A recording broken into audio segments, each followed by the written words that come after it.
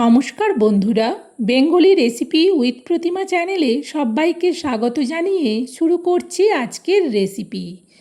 আজকে আমি পাকা আম দিয়ে অমৃত স্বাদের দুধ পুলি পিঠার রেসিপি তোমাদের সাথে শেয়ার করব। আম আর সুজি হলেই কিন্তু এই পিঠেটা তৈরি হয়ে যাবে।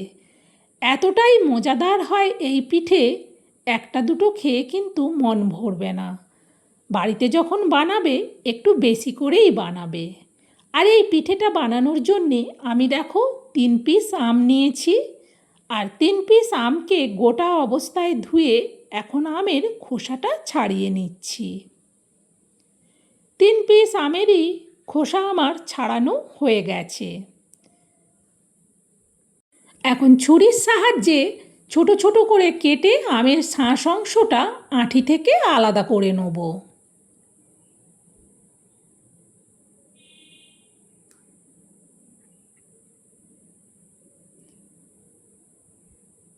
দেখো 3 পিস আমেরই শাঁস অংশ আলাদা করা হয়ে গেছে।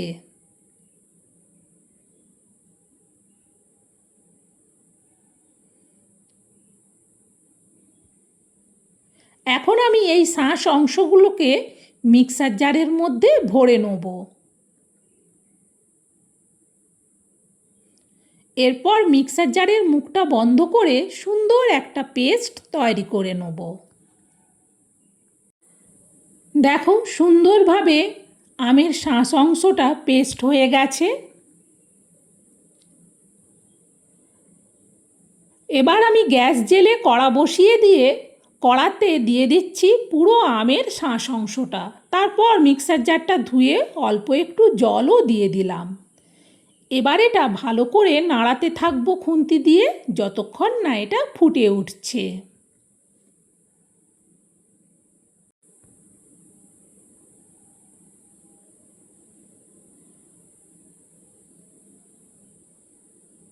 দেখো এটা কিন্তু ফুটতে শুরু করে দিয়েছে। এইভাবে যখন আমের শাঁস অংশটা ফুটতে শুরু করবে তখন আমি এতে দিয়ে দেবো পরিমাণ মতো অল্প লবণ। লবণ দেওয়ার পর আবারও এটা নাড়াতে থাকবো। এখন আমি এতে দিয়ে দিচ্ছি অল্প বেকিং সোডা।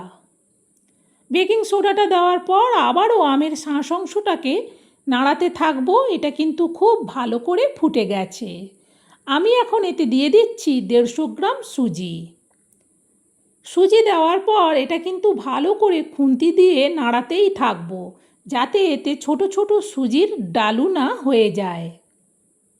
আর এটা যখন ঘন হয়ে যাবে তখন কিন্তু আর এমনি নাড়ানো যাবে না, তখন কড়াটাকে চিমটা দিয়ে ধরে ভালো করে এটাকে নাড়াতে থাকবো।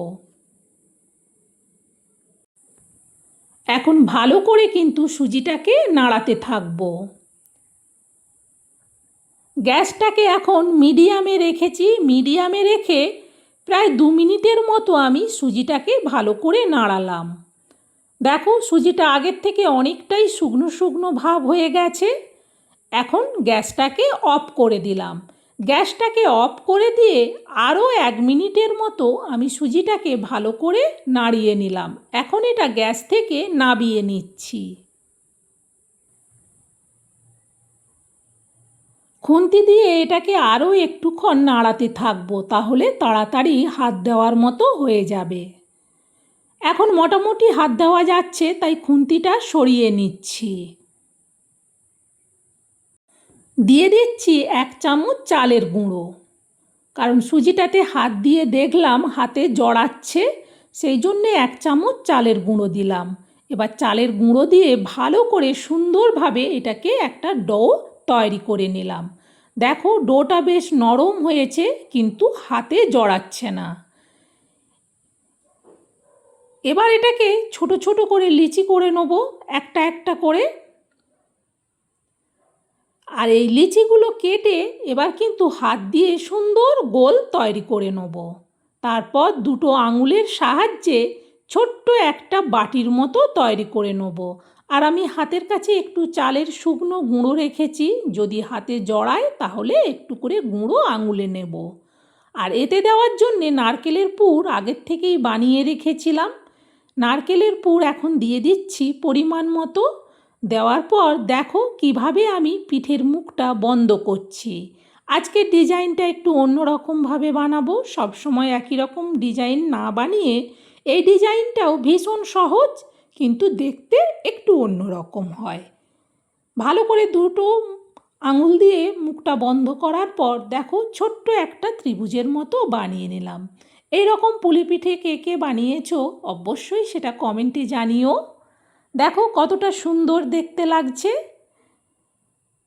চলো আরও একটা পিঠে বানিয়ে তোমাদেরকে দেখাচ্ছি।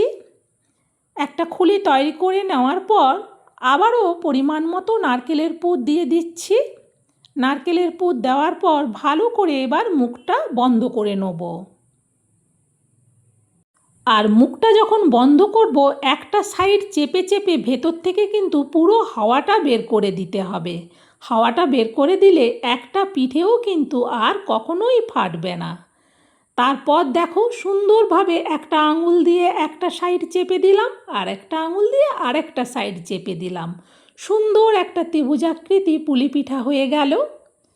একই রকমভাবে সবগুলোকেই কিন্তু আমি বানিয়ে নিচ্ছি। দেখো সবগুলো আমার বানানো হয়ে গেছে। একই সাথে রেডি করে নিলে পিঠেটা কিন্তু বানাতে সুবিধে হয়। আর এই পিঠেগুলো বানাতে বানাতে ওইদিকে কিন্তু আমি দুধটা বসিয়ে দিয়েছিলাম। আমি এখানে 500 গ্রাম প্যাকেট দুধকে অনেকক্ষণ থেকে বসিয়েছিলাম, মোড়ে মোড়ে সেটা কিন্তু 300 গ্রামের মতো হয়ে গেছে। এখন হাত দিয়ে আমি অল্প অল্প করে পুলি পিঠেগুলো তুলে সবগুলো এতে দিয়ে দেবো। সবগুলো দেওয়ার পর একটু ছোট চামচ দিয়ে আস্তে করে এটাকে নাড়াতে থাকবো। বেশি জোরে জোরে নাড়ানো যাবে না, পিঠেগুলো কিন্তু তাহলে ভেঙে যাবে। এগুলো দেওয়ার পর ফোঁটাটা বন্ধ হয়ে গিয়েছিল, আবারও ফোঁটা পর্যন্ত চামচ দিয়ে নাড়ালাম। দেখো পিঠেগুলো আবারও কিন্তু সুন্দরভাবে ফুটে উঠেছে।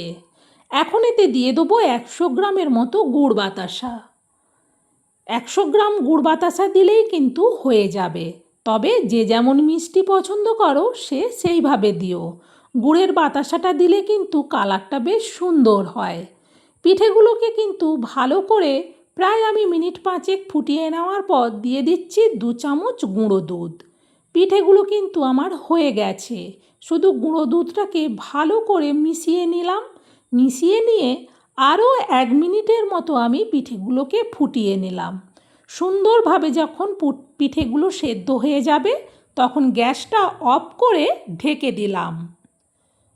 মিনিট 5 বাদে আমি পিঠের ঢাকনাটা সরাচ্ছি। দেখো কতটা সুন্দরভাবে পিঠেটা তৈরি হয়েছে।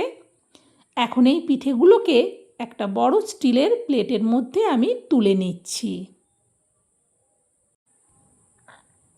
সত্যি বলছি, এই সুজি দিয়ে পাকা আমের দুধ পুলি পিঠা খেলে যেন মনে হবে অমৃত। একবার আমার দেখানো পদ্ধতিতে এই সুজি দিয়ে পাকা আমের দুধ পুলি পিঠে তৈরি করে দেখো, এর স্বাদ এখন কয়েকদিন মুখে লেগে থাকবে, আর বাড়ির সবাই আবারও বানাতে বলবে। বন্ধুরা, এইভাবে নরম তুলতুলে অমৃত স্বাদের সুজি দিয়ে পাকা আমের দুধ পুলি পিঠে তোমাদের কেমন লাগলো আমি যেভাবে বানালাম সেটা কমেন্টে জানিও। ভালো লাগলে অবশ্যই একটা লাইক দিয়ে আরও রেসিপি শেয়ার করার উৎসাহ বাড়িয়ে দিও। আর তোমরাও এটা শেয়ার করে দিও, যাতে আমার দেখানো পদ্ধতিতে এই অমৃত স্বাদের নরম দুধ পুলি পিঠে সবাই বাড়িতে বানিয়ে নিতে পারে। বন্ধুরা, আজকের মতো রেসিপি শেষ, আবার পরের রেসিপিতে দেখা হবে।